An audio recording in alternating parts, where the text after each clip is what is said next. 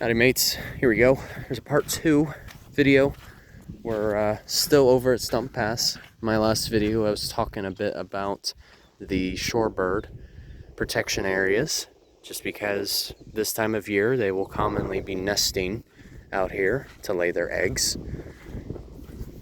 Now, moving on, getting closer to the water, I wanted to point this out to you guys. See these stakes right up here? I'm sure a lot of you have seen them, of course, but for those of you who may not be as familiar, this is indicating that we're near a sea turtle nest right here. You can even see some of the tracking too from our sea turtle. Now, most likely this is a loggerhead sea turtle nest. They will typically lay up to at least 100 eggs at a time. And usually the incubation period is between 45 to 60 days. So we are at that time of year now where it was the sea turtle season. They'll start to migrate from long ways away, and they will come here. Look at that water, by the way, too. It is absolutely gorgeous. Oh, man. Knock on wood. I hope that it does not get bad, just because right now it looks gorgeous. That being said, it is that time of year. So oftentimes, loggerheads, that is one of 7 species of sea turtles known throughout the planet. Loggerheads are the most common in Florida. They're so named for their bulky head, because it's I walked myself into that one. They are bulky, and hence it resembles a little bit of a log, hence the name, of course. So, usually sea turtle nesting season ranges from May to October. So basically throughout the summer season, and even in the rainy season too. Now, usually loggerheads, they won't start laying eggs until they're a couple of decades old.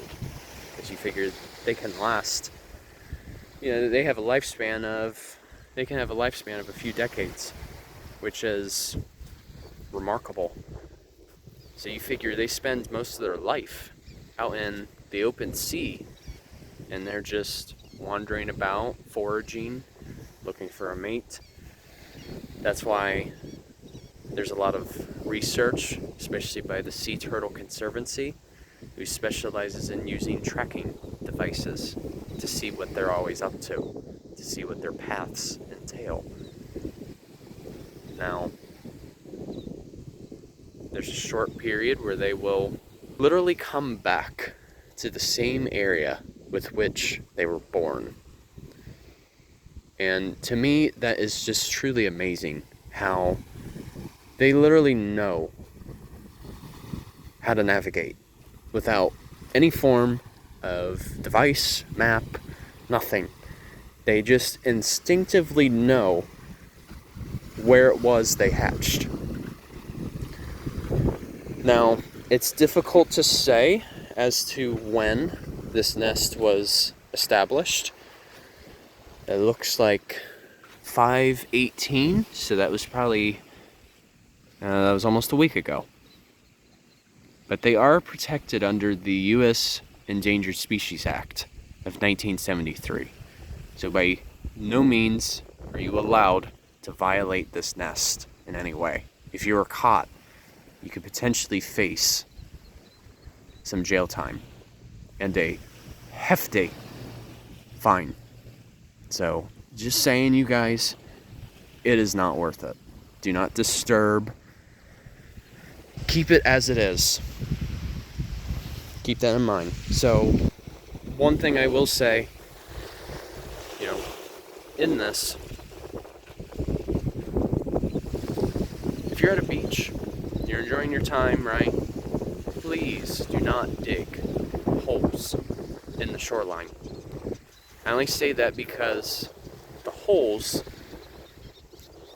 or the divots, whatever you want to call it, that can interfere with their path. As you figure, for the sea turtles, it's not easy for them to traverse on land.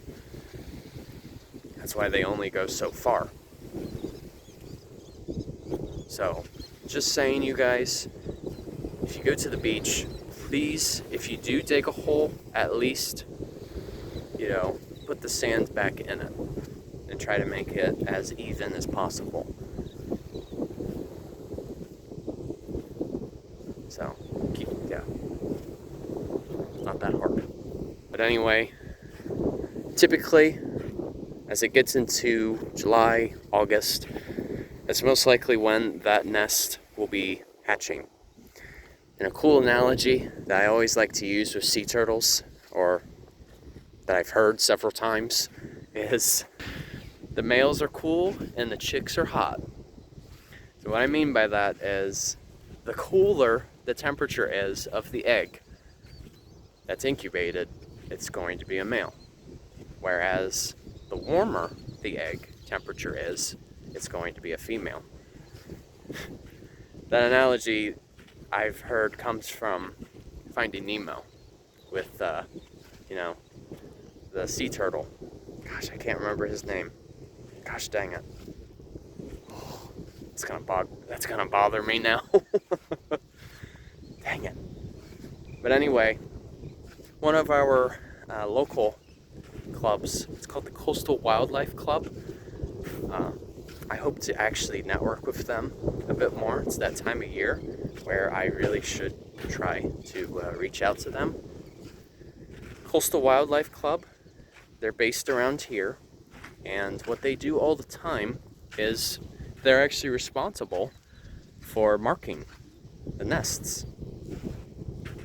And when it reaches the time of when they'll be hatching, they'll oftentimes come out and check the nest, and they'll help the hatchlings make their way out of the sand.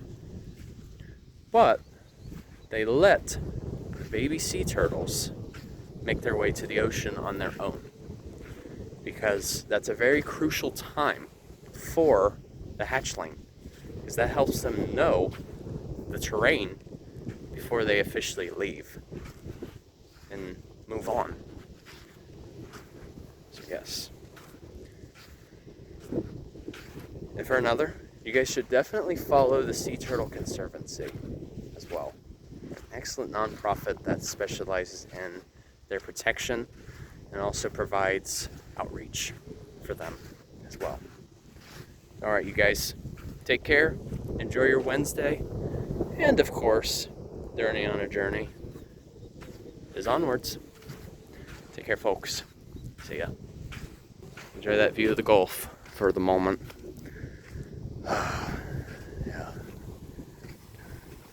Definitely a little nervous for this year, man. Especially with what's been going on with the bacteria content in Lake Okeechobee. It's bad. Fingers crossed.